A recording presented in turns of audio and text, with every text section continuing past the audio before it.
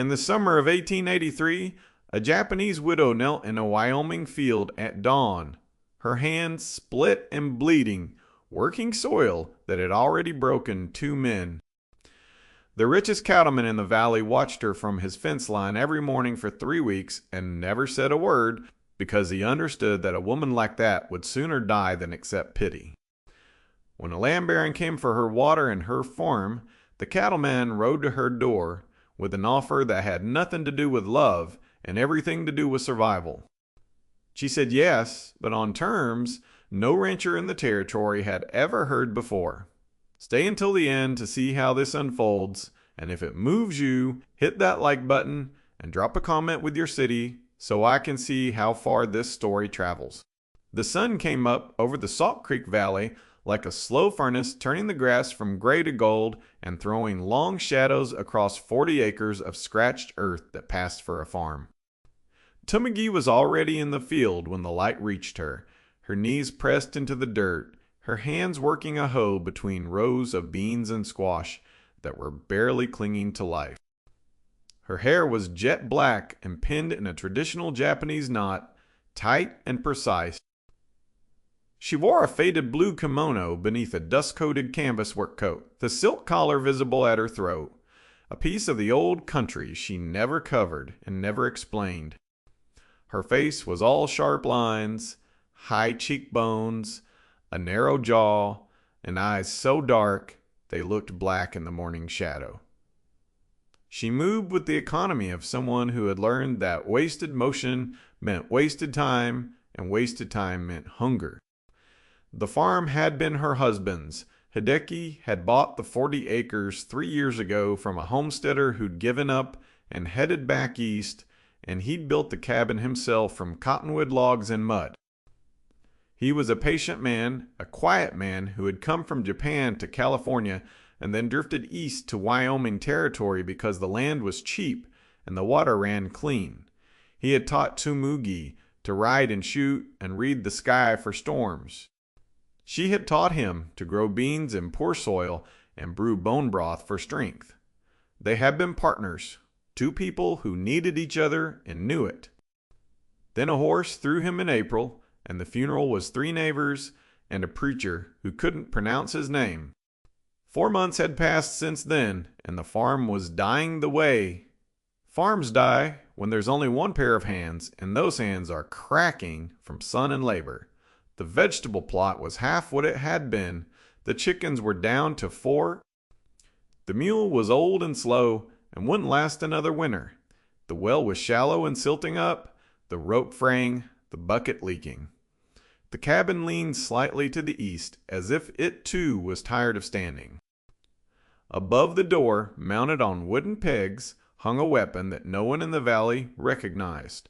A long curved blade on a wooden shaft, polished and oiled and older than the territory itself. Tsumugi called it a naginata. She had brought it from Japan, and she kept it where she could reach it. Inside the cabin, on a shelf beside the small window, sat 2 objects that told the story of her life. The first was a wooden case, palm-sized, containing a set of acupuncture needles so fine they caught no light, tools her grandmother had used in Kyoto before Tsumugi was born. The second was a lacquered box, dark red and black, the size of a shoe, sealed with a brass clasp. It had been Hideki's. He had placed it on the shelf the week he died and told her she would know when to open it. She had not opened it. She looked at it every morning when she reached for the needle case, and every morning she left it shut. 3 miles to the north, beyond the creek and the pasture and the ridge, sat the largest cattle operation in the valley. 8,000 acres of open range, 300 head of Hereford and Longhorn Cross, a crew of 12, and a ranch house built of quarried stone.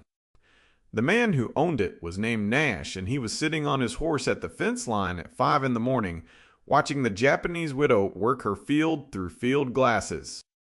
He had been doing this for 3 weeks, never approaching, never calling out. He watched, then rode away, and came back the next day. Nash was 46, lean and sun-darkened, with a jaw like a rifle stock and hands that had built every fence on the property.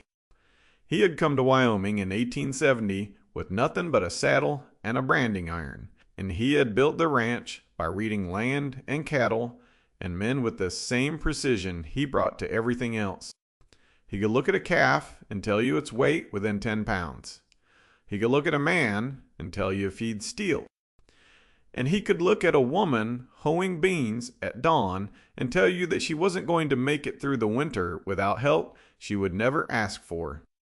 He came back the next day and the day after that because something about the way she worked, the steadiness of it, the refusal to quit, reminded him of the only thing he'd ever respected in this life. Not money, not power, not reputation. Endurance. By the end of the third week, Nash's foreman had noticed Webb was a wiry man from Texas who had worked for Nash for 9 years and knew when to ask questions and when to pour coffee and keep his mouth shut. He was pouring coffee when he asked it. He'd ride out to the fence line every morning before dawn and sit there for 20 minutes watching that woman's farm. You want to tell me what that's about? Nash drank his coffee and looked out the window. No. Webb nodded and went back to work. That was the end of the conversation, but not the end of the habit. Nash kept riding out every morning, and Webb kept noticing, and neither of them said another word about it. The town of Salt Creek was 12 miles south, a collection of buildings that existed because the stage road passed through and because people needed a place to buy flour and mail a letter. It had a general store run by a woman named May, a blacksmith, a saloon that doubled as a courthouse on Fridays, and a stable that rented mules to anyone foolish enough to need one.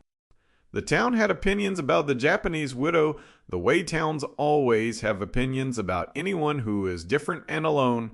Most of those opinions were wrong, and all of them were loud enough to reach Nash's ears.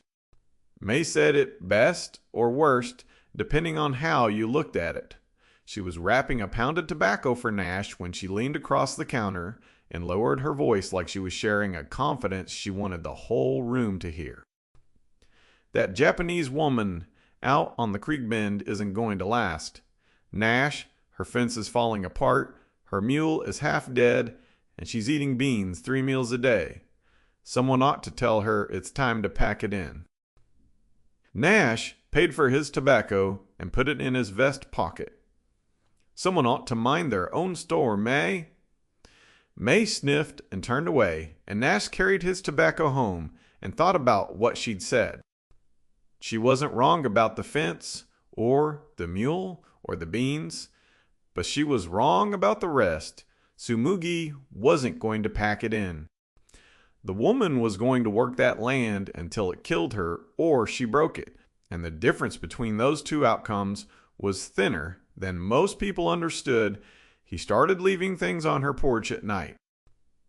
The first gift was a 50-pound sack of flour and a side of bacon, set on the steps while the kerosene lantern in her window threw amber light across the yard. He rode away before she came out. In the morning, she found the food, stood on the porch, and looked at the tree line for a long time. Her face showed nothing. She carried the flour and bacon inside and put them on the shelf and went back to work. The second gift was a coil of barbed wire, 10 strands of it, left beside her fence posts where the old rail fence had rotted through. She found it at dawn and looked at the tree line again. Then she picked up the wire and went to work. Nash watched from the ridge as she set the post deep stretched, the wire tight with a come-along, and clipped it clean to the stays. She worked for 6 hours without stopping, and when she was done, the fence was tighter and truer than anything he could have built himself. She knew what she was doing. She didn't need teaching. She needed help she would never request, and the distinction between those two things was the entire problem. He kept watching, and he kept leaving things, and she kept using what he left without once trying to find out who had put it there. The flour disappeared into bread, the wire held the fence. A new well rope appeared on her porch, and the next morning the old rope was gone and the new one was on the windlass. She never mentioned it, never looked grateful, never changed her routine by a single step. And Nash knew, because he was the kind of man who understood things like this, that her silence wasn't ingratitude. It was the only currency she had left, and she was spending it carefully. But someone else was watching her land too, and not with concern. His name was Cole Hargrove, and he controlled most of the water access in the southern half of the valley. He wasn't as rich as Nash, but he was meaner. And in a territory where the nearest judge was 2 days' ride and the law moved at the speed of a stagecoach, mean counted for more than money.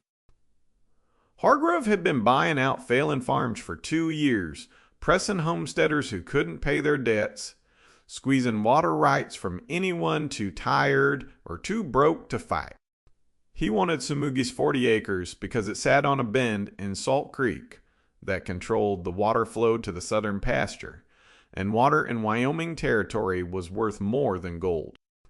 He rode out to her farm on a Tuesday afternoon, dressed in a clean shirt and a vest, his horse freshly brushed, looking like a man coming to call rather than a man coming to collect. Tsumugi was in the field when she heard the hooves. She stood and wiped her hands on her coat and waited. Hargrove dismounted and smiled. He had a wide, flat face and small eyes that sat too close together, and his smile never reached them.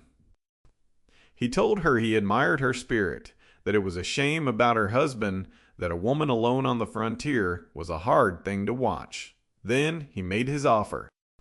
He would buy her land for $200, a tenth of what it was worth, and she could take the money and start fresh somewhere easier. Or she could stay, and he would dam the creek upstream, and her farm would dry up and die, and she would leave with nothing. Tsumugi listened to all of it. She didn't interrupt, didn't raise her voice, didn't move from where she stood. When he finished, she said one word, "No." Hargrove's smile didn't change. He nodded, mounted his horse, and rode away. But that evening, Tsumugi walked down to the creek and found where he had already started stacking stones. The foundation of a dam 3 feet wide built across the creek where it narrowed between 2 limestone outcrops. He had been planning this before he ever came to her door. Nash heard about the visit from Webb, who had heard it from the blacksmith in town, who had heard it from May. Nash rode to Tsumugi's farm that evening, not to the fence line, but to her door. It was the first time he had approached in 3 weeks of watching. She opened the door before he knocked, as if she had been expecting him, and stood in the frame with the kerosene lantern throwing amber light across her face. He told her he knew about Hargrove. He offered to buy the land out from under him, to pay for a deeper well, to send his crew to fix the fence and shore up the cabin. She listened the same way she had listened to Hargrove, without expression, without movement. Then she asked him one question. Why? Nash looked at her, and the honest answer surprised him. Because watching you work is the most honest thing I've seen in 20 years of ranching. She told him she didn't take charity. He said it wasn't charity, it was investment. She said she had nothing to invest. He stood on her porch for a long moment, the lantern flickering between them, and then he put his hat back on and rode home. He didn't stop watching. He didn't stop leaving things on her porch. But he saw now that the problem wasn't the land or the water or the fence. The problem was her pride, and her pride was the thing keeping her alive. And he couldn't take it from her without killing the part of her that mattered. 3 days later, Webb was thrown from a horse. The horse was a young gelding that hadn't been broken properly, and it bucked Webb sideways into a fence post. His forearm hit the rail at the wrong angle, and the bone snapped, the sharp end pressing against the skin from the inside, the flesh swelling dark around it. The crew did what they could. They splinted the arm with fence slats, gave him a bottle of whiskey, and tried to keep him still while the sweat poured off his face, and his breathing came in short, tight gasps. The nearest doctor was in Laramie, 2 days' ride, and by the time anyone got there and back, Webb would either be healed or dead. Tsumugi heard the noise from her field. The sound of a man screaming carries across flat land, and the valley was nothing but flat land. She set down her hoe, picked up the wooden case from the shelf, and walked across the pasture to Nash's ranch. She didn't ask permission. She knelt beside Webb in the dirt, opened the case, and laid out a row of needles, so fine they disappeared against the light. The case smelled of sandalwood and something older, an herb Nash couldn't name. Tools her grandmother had used in Kyoto before she was born, and her grandmother's grandmother before that. The ranch hands stood in a loose ring around her, and one of them, a young hand named Dalton, reached for his revolver. It wasn't malice. It was instinct, the frontier reflex to reach for iron when something unfamiliar enters your space. Nash put his hand on Dalton's arm and said one word: watch. Tsumugi felt along Webb's forearm with her fingertips, pressing gently. Pausing, pressing again, she found points that Nash couldn't see, locations that meant nothing to him and everything to her. She inserted the needles with a touch so light that Webb stopped screaming. His breathing slowed. The tension drained from his jaw. She worked in silence for 10 minutes, placing needles along the arm and 2 at the base of his neck, and then she opened a pouch at her waist and took out dried roots and leaves she had ground into powder. She mixed them with water from a canteen, formed a paste, and packed it around the fracture. She bound the splint tight over the poultice and sat back on her heels. She told Nash to keep him warm, give him bone broth, and not move him for 3 days. Then she closed her case and walked back to her farm. Nash watched her go. He had seen Army surgeons work on broken bones in the territory, and the process was always the same: hacking, sawing, screaming, and whiskey. This was something else. There was precision in it, and patience, and the kind of calm that only comes from having done a thing so many times that the hands move without the mind. By morning, the swelling in Webb's arm had gone down. The color was better. He slept without whiskey for the first time since the break. Nash rode to Tsumugi's farm the next day and tried to pay her. She refused. He asked how she had learned to do what she did, and she said her grandmother. He asked where, and she said Kyoto. He didn't ask more because he knew that the distance between Kyoto and this valley wasn't something you crossed with questions. But for the first time, he understood what he had been watching from the fence line. Not a woman who needed saving. A woman who was surviving alone because no one had given her a reason not to. Then the creek stopped flowing. Tsumugi walked to the creek bend on a Thursday morning and found the bed dry. The water that had run through her property since before she arrived, the water that fed her well and her garden and her 4 remaining chickens, was gone. She followed the creek bed upstream and found the dam, stone and timber, 4 feet high, packed with mud, built across the narrows where the limestone outcrops pressed together. Hargrove had finished it in the night. He was sitting on his horse on the other side, watching her. He raised one hand in a wave that wasn't a greeting. It was a farewell. Her crops would die in a week. The well was already silting up and would go dry within the month. She started carrying water in buckets from a spring 2 miles up the ridge, making 4 trips a day, each one taking an hour, the buckets heavy enough to crack the skin on her palms until they bled. She wrapped her hands in strips of cloth and kept walking. She didn't stop. Nash saw the dry creek from his ridge and rode to Hargrove's dam. He told Hargrove to take it down. Hargrove said no.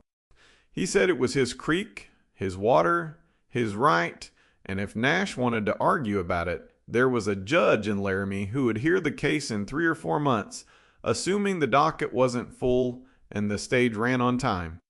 Nash knew what 3 or 4 months meant. It meant Tsumugi's farm would be dead, and she would be gone, and the law would sort it out over a corpse. He rode to her door again. This time, he didn't offer charity. He sat on his horse in the yard and looked at her where she stood on the porch, her hands wrapped in bloody cloth, her face drawn from 4 days of hauling water, and he made her an offer that changed everything. Marriage. His name on the deed, his water rights attached to her land, his crew to fix the fence and deepen the well. In exchange, she would run the household, keep her farm, and bring her medicine to his ranch hands who needed it. He called it a partnership. He said the word carefully, the way a man handles a tool he isn't sure will hold. She asked what happened if she said no. He said then he would fix her well anyway and mind his own business. She asked what he wanted from her. He said nothing. She wasn't already giving, just her work, her honesty, and her refusal to quit. She didn't answer that night, just stood in the doorway with her hand on the frame, her face unreadable in the lantern light, and he rode home. The next morning, she walked to his ranch at dawn, before the crew was up, before the sun had cleared the ridge, and told him she would marry him on 3 conditions. She would keep her name, her medicine, and her farm. He agreed to all 3, and neither of them smiled, because this wasn't a moment for smiling. It was a moment for shaking hands, which they did, and the grip held for 2 seconds longer than a handshake needed to, and then she turned and walked back to her field. The wedding was 3 days later. The justice of the peace was a man named Patterson, who also ran the saloon and owned the only piano in Salt Creek. He married them on a Friday afternoon in front of the general store because the saloon was too hot and the courthouse was a table in the back room that smelled of spilled beer. Nash wore a clean white shirt and his good vest, the one he kept for brandings and funerals.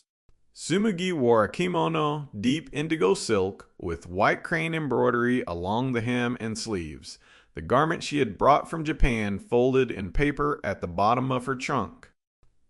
It was the first time anyone in town had seen her in anything but the dust-coated work coat and the faded blue cotton. The silk caught the afternoon light and threw it back in a blue so dark it looked like evening water, and the cranes moved across the fabric like they were alive. The town turned out. Not to celebrate, but to watch. The way people watch a fire or a hanging, drawn by the strangeness of it and the need to see how it ends. They stood in a loose ring around the store porch and stared at the Japanese woman marrying the richest man in the valley. Some of them sneered openly. Others just stared.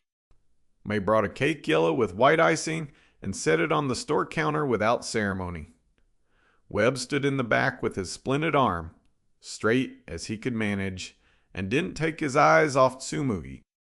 Nash's ranch hands were there, all 12 of them, standing in a knot near the hitching post. They didn't know what to make of it. Dalton, the young hand who had reached for his gun when Tsumugi opened her needle case, leaned toward the man next to him and said something about Nash buying himself a wife. The words were quiet, but the porch was small, and Nash heard them. He didn't hit Dalton. He walked over, put his hand on Dalton's shoulder, and leaned in close. He said that the woman he had just married had set a broken arm without flinching, and if Dalton ever spoke about her with anything less than respect, he would find out what else she could do. Dalton's face went white. He nodded once. He didn't speak again for the rest of the afternoon. After the ceremony, Tsumugi rode back to the ranch with Nash on the buckboard, sitting beside him on the wooden seat, her hands folded in her lap, the kimono pulled close against the wind. Neither of them spoke. The buckboard rattled over the rutted road, and the dust rose behind them, and the sun dropped behind the ridge, and the silence between them wasn't uncomfortable. It was the silence of two people who had agreed to something and were waiting to see if it would hold. The kerosene lantern on the ranch house porch cast amber light across the yard when they arrived. Tsumugi stepped down from the buckboard, looked at the house, and said it needed a garden. Nash said the soil was bad. She said she would fix the soil. He didn't argue because he had watched her fix worse. That night, they slept in separate rooms. This wasn't discussed. It was understood the way certain things are understood between people who have made a deal rather than a vow. She took the small room at the back, the one that looked out over the pasture. He stayed in the front room, the one that looked out over the creek. The doors stayed open. The house settled around them, the timbers creaking, the lantern burning low, and neither of them slept well because the house wasn't used to holding two people, and neither were they. The first weeks were quiet, the way a held breath is quiet. Tsumugi ran the ranch household with the same precision she had run her farm, and the change was immediate and total. She reorganized the kitchen, cleared the pantry of weevils, and started a vegetable garden in the hard-packed dirt behind the house, working the soil with compost and ash and water until it yielded. She hung dried herbs from the rafters, plants the ranch hands had never seen, and the house began to smell of something green and unfamiliar. The hands didn't know what to make of her, and she didn't seem to care whether they figured it out. Dalton threw his back out, lifting hay bales in the second week. He had been carrying the wrong way for years, and his spine finally let him know. He was on the ground gasping, his face gray with pain, when Tsumugi walked out of the house with her needle case. He saw the needles, and his eyes went wide. She told him to hold still, or it would hurt more. He held still. She worked on his lower back for 15 minutes, and by the next morning, he could walk without bending sideways. He started calling her ma'am after that, and the word had weight when he said it, the kind of weight it doesn't carry when a man uses it out of habit. She cooked for the crew. The meals were simple, but different from what the hands were used to. Rice instead of bread. Pickled vegetables instead of beans. Soups with herbs they couldn't name, but asked for again. One of the older hands, a man named Pruitt, asked if she could make the bean soup again, the one with the dried mushrooms. She made it every Thursday after that. The men ate at the long table in the bunkhouse and didn't complain, and the quality of the food became something they counted on without saying so, the way they counted on sunrise. Nash watched all of this from a distance, the way he watched everything. He noticed that the men worked harder since she arrived, that the bunkhouse was cleaner, that the garden was already producing. The house smelled different too, like sandalwood and dried chamomile, and the pantry was full for the first time in years. What he also saw was that she had brought the lacquered box from her cabin and placed it on the shelf in her room beside the needle case, and that it remained closed. He didn't ask about the box. He had learned by now that asking Tsumugi a question she wasn't ready to answer was a waste of breath. One evening, Nash came home late from riding the fence line. The crew had been patching a break in the north pasture where the wire had sagged, and the sun was down by the time he unsaddled. The house was dark, except for the kitchen where a lantern burned low on the stove. Beside it sat a bowl of soup, still warm, with a cloth draped over the top. There was no note. He ate the soup standing up, blew out the lantern, and slept better than he had in years. The morning, she was already in the garden, her back to the house, her hands in the dirt. He didn't say thank you. She didn't expect it. The soup had said what needed saying, and the silence after it wasn't empty. But Hargrove had not given up. He had been quiet, and in the territory, a quiet enemy was more dangerous than a loud one. It started on a Sunday night. A section of Nash's north fence was cut, not broken, but cut. The wire snipped clean with pliers, the posts pulled and dropped. 40 head of cattle scattered onto the open range in the dark, and it took the crew 2 days to round them up. 3 cows were found dead at the bottom of a ravine where they had stumbled in the dark and broken their legs. Nash stood at the ravine edge and looked down at the bodies and said nothing because there was nothing to say that would change what had happened. The same week, Tsumugi's old cabin burned. She had been using it for storage, keeping extra tools and seed there because the ranch house was full. The fire was set after midnight, kerosene-soaked rags stuffed under the porch, and by the time anyone saw the smoke, the cabin was gone. The flames lit the valley for miles.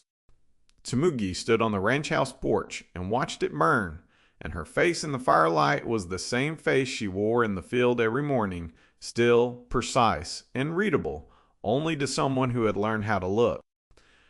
No one saw who did it, no one needed to. Nash rode to Hargrove's ranch before noon with 2 of his men. Hargrove was on his porch, drinking coffee, his boots propped on the railing. He heard about the fence, he said, heard about the fire. Terrible shame. He smiled the whole time he said it. Nash looked at him and said nothing.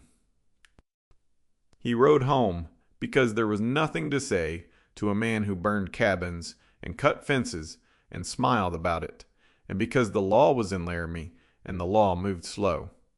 The next morning, Tsumugi walked to the ashes of her cabin.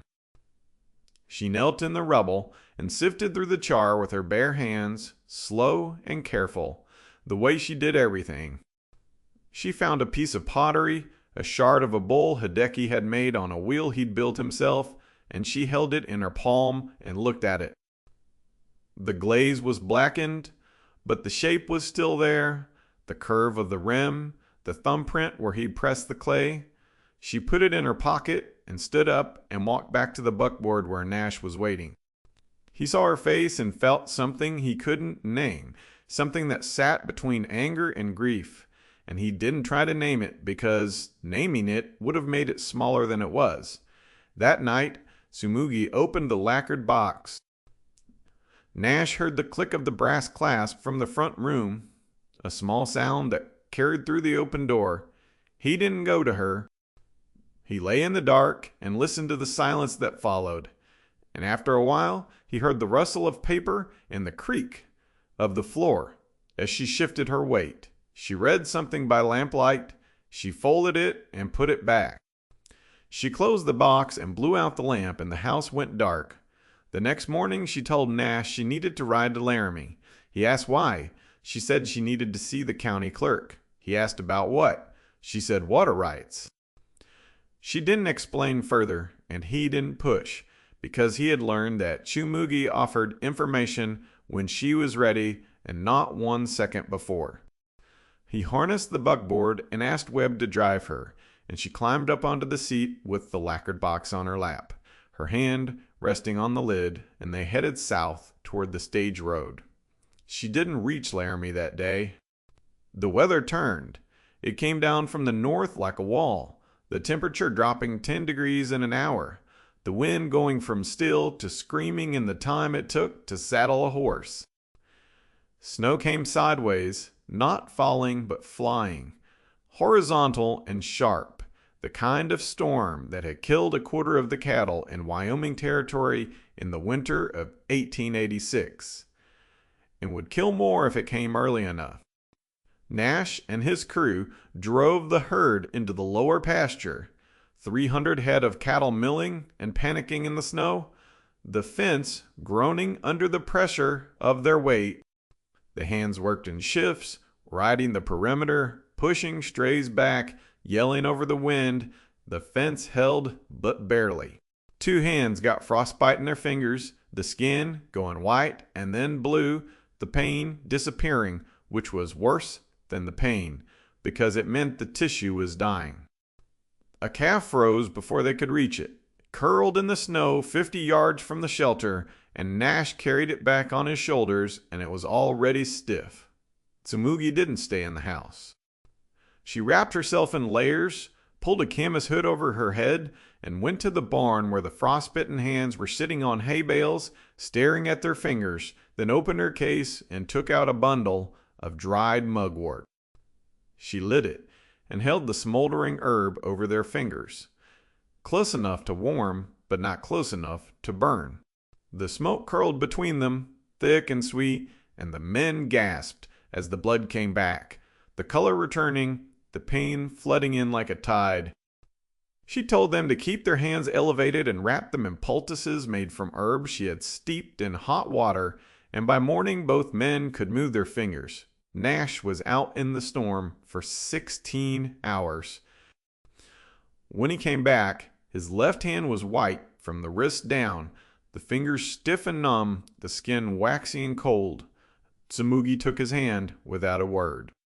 She sat him in the kitchen chair and worked on his fingers by lamplight, the moxa smoke rising between them, the amber glow catching her face, her eyes focused on his knuckles. He watched her hands on his and realized he had not felt another person's touch in 11 years, not since his mother died, and the feeling of her fingers on his skin was so strange and so warm that he didn't know what to do with it. He sat still and let her work, and the blood came back, and the pain came with it, and he was grateful for the pain, because it meant the hand was alive. The storm lasted 2 days. They lost 6 head of cattle. It could have been 60, and Nash knew it, and his crew knew it, and the reason it wasn't 60 was sitting in the kitchen with herb smoke in her hair and poultice on her hands. When the storm broke and the sky cleared, the valley was white and silent, the snow so deep it buried the fence posts, and the world looked like it had been remade overnight. Nash found Tsumugi standing on the porch that evening, looking out over the snow-covered valley. The light was going pink and gold behind the ridge, and the snow caught it and held it. He stood beside her without speaking, and she didn't move. The silence between them was different now, thicker and softer. The silence of people who have survived something together and don't need to say it out loud because saying it would make it smaller. After a while, she spoke. She said her husband would have liked this valley. Nash asked what he was like. She said he was patient. Nash said that sounded right. She almost smiled, the corner of her mouth lifting for a moment before it settled, and he saw it and looked away because the smile was too close to something he wasn't ready to look at directly. The road to Laramie opened 4 days later, and Tsumugi was ready. She rode to Laramie with Webb driving the buckboard, the lacquered box on the seat between them.